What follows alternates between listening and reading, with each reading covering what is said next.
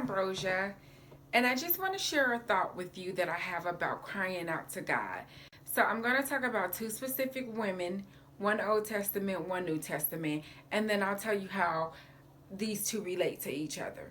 So, in the Old Testament, I want to talk about Hannah. Hannah was married to a man who had another wife. The other wife had children. Hannah had no children. So every year they went up to the temple. So this particular year they went to the temple, and Hannah was crying. She was crying out to God, and Eli the priest comes to her and say, "Why are you drunk? How long are you going to be this way?" And she told him, "I'm not drunk. I'm a woman of sorrow." And he told her, "Go, and may the Lord your God answer your petition." And that's exactly what God did. He answered her petition, and he gave her a son. And she later on went on to birth Samuel. But I want to read this specific verse to you. 1 Samuel chapter 1, verse 27 says, "For this child I prayed, and the Lord hath given me my petition which I asked for." So that just tells us that when we pray, when we cry out to God, he hears us and he gives us the petitions that we ask for. So the woman in the New Testament that I want to talk about is the woman with the issue of blood. And the thing that I find significant about this woman is that she doesn't even have a name. We all know her as the woman with the issue of blood. So she has no name, but she was so important that she was recorded in 3 different places in the Bible. She was recorded in Matthew, Mark, and Luke.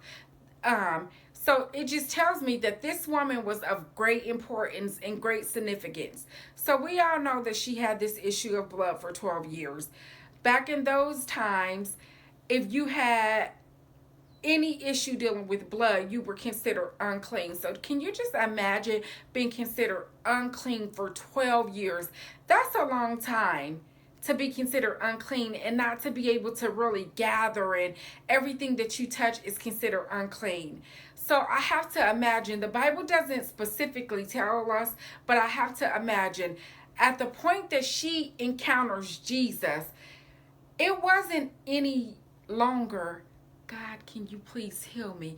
It was a desperate cry. "God, Jesus, I need you to intervene right now.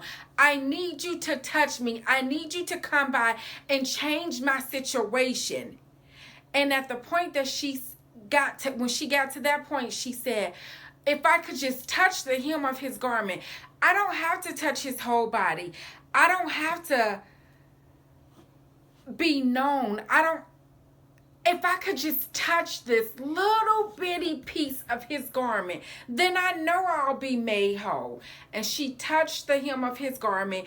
And the Bible tells us in all 3 recordings that immediately this woman was made whole. But even to the point that Jesus turned around and said, "Who touched me?" And his disciples said to him, "Look at the crowd around us. How do you ask us who touched you?" And he knew that he had been touched because he felt some of his virtue leave. So I have to imagine that at this point, this woman was desperately crying out to God. And her desperate cry made her whole. So my thought today is, it's okay to cry out to God. Over the last few months, I've dealt with feeling like I'm too emotional. And I've asked God, am I too emotional? And it's something that I've been dealing with. And then he began to show me this. It's okay to cry out to God. Cry out to God for that child that you want to be saved. Cry out to God for that spouse and them family members that you want to be saved. Cry out to God because we want our land healed. Cry out to God just because we need Jesus. We're nothing without him. We can't make it without him. So I just want to encourage you today that it's okay to cry out to God.